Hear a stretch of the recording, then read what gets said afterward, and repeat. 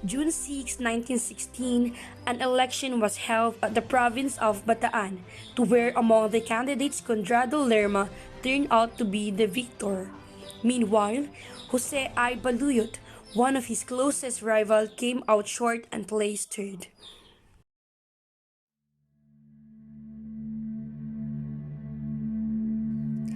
As a result of this contest, a feeling of personal rancor was developed in the mind of Baluyot against his successful rival. And during the couple of years that followed, the accused became fully imbued by the idea that Governor Lerma was prosecuting him.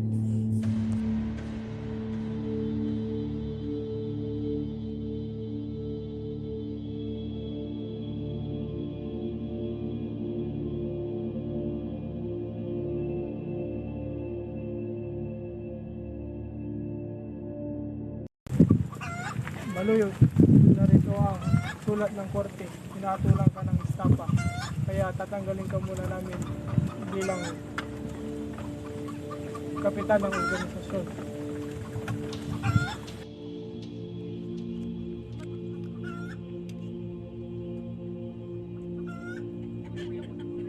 Sige po, General. Matutulog po.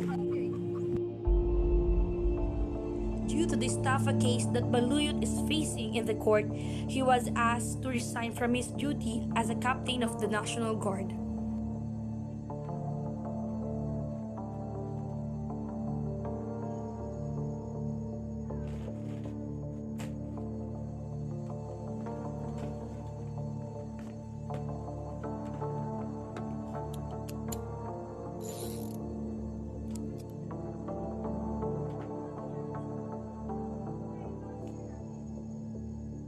The misfortunes that Baluyot encountered increased the feeling of enmity towards the governor. After receiving the letter to resign, Baluyot left the city of Manila and went to the town of Orion in the province of Bataan, taking his gun with him. August 3, 1918, after doing some errands for his wife, Baluyot arrived at the recorder's office of the provincial building of Bataan at about 9 a.m., where he inquired for Governor Lerma, but the governor hasn't arrived yet, so he waited. Good morning, sir. Ano pong sa atin? Good morning. Yan po ba si Gov? Ay, sir, wala pa po si Gov ngayon, pero paparating na po sila. Kasi may mahalaga kaming pag-uusapan. Pasulat na lang po yung pangalan niya dito, sir.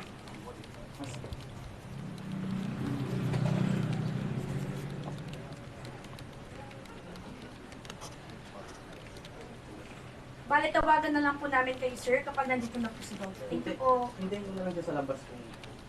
Okay, sir. Thank you po. Thank you po.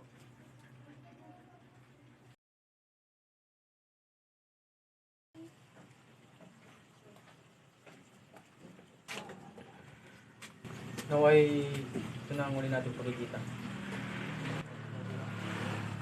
At about 11 o'clock a.m., the governor arrived. He and Baluyot greeted each other in a friendly manner by shaking hands, and the governor, upon being informed that Baluyot had called to confer with him, invited Baluyot into his office.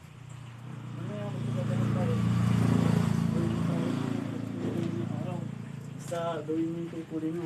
Oh! Ito kayo. Oh, ayun. Pasok na mo.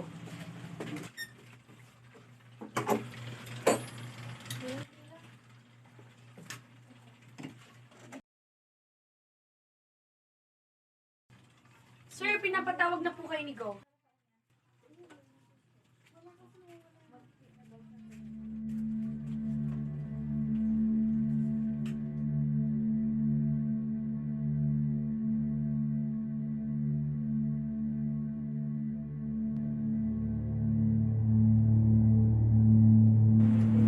Oh, baka yun. Ano natin? Oh, may importante sana tayo mag-usapan.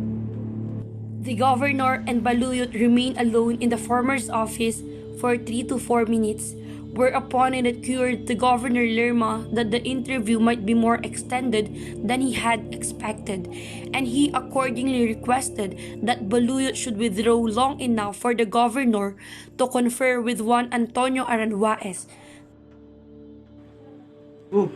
Andyan na ata si Reyes. Maaari bang bumalik ka na lang mamaya?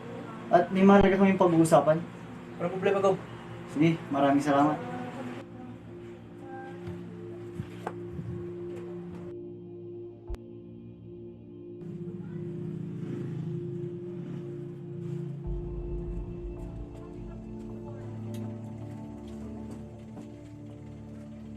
Baluyot, magantay ka na lang muna dyan. Kaya may mahalaga yung pag-uusapan ni Reyes. Hindi ka na lang, Reyes. At pumasok ka na sa action niya.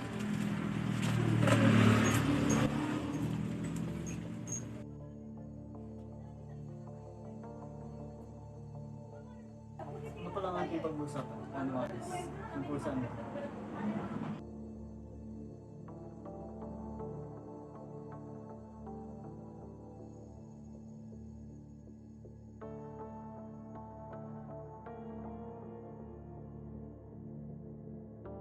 Maraming salamat doon sa walang sawang tulong na binibigyan niyo po sa amin.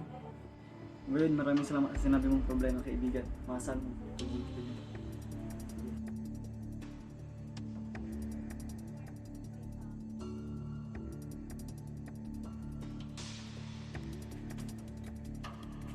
O Baluyot, pumasok ka na at pag-usapan na natin. Unod ng usapan.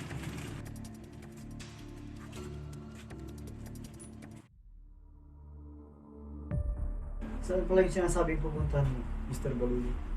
Pumunta ako ng Cebu at magbabakasyon sa amin ngayon. Parang malabo atang mangyari yan. Pwede. Pagkatapos ng ilang buwan. Hindi yan totoo. Pag-uwi ko ng Maynila, ihanda ko ng aking mga bagahe. Pamuntang Cebu. Niniwala kung hindi mo yun magagawa. Dahil si Judge Concepcion ay kukulong ka na. Bakit? Dahil si Judge Concepcion ay sinintensyan ka na ng estapa na yung 4 na buwang pagkakakulong at hindi ko alam kung ilang araw. Pero magandang naisip mo na lumipat sa ibang lugar. Sa lugar kung saan maraming tao. Sa taong walang nakakaalam na ikaw ay manluloko.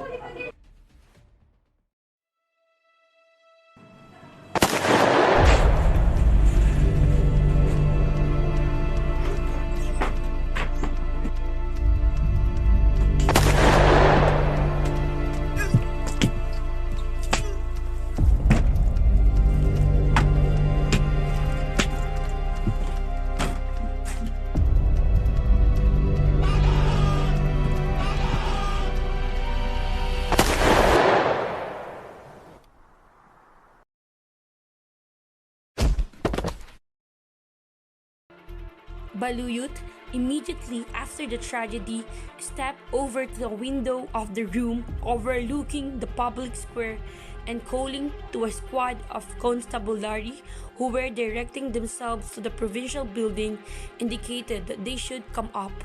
At the same time, he threw his revolver to the ground with 3 empty shells and other that had not been discharged.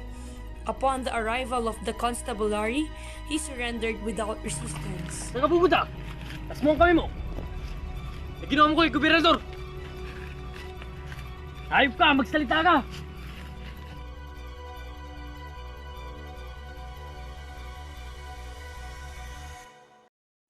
Upon further investigations of the court, Baluyot was guilty of murder and given death penalty as his sentence, but it was reduced to cadena perpetua with accessory penalties prescribed in the Article 54 of the Penal Code. As one of the justices of the court is not in accord with the majority with regard to the propriety of the impositions of the death penalty, the penalty imposed must, in conformity with the requirements of Act Number 2726 of the Philippine Legislature,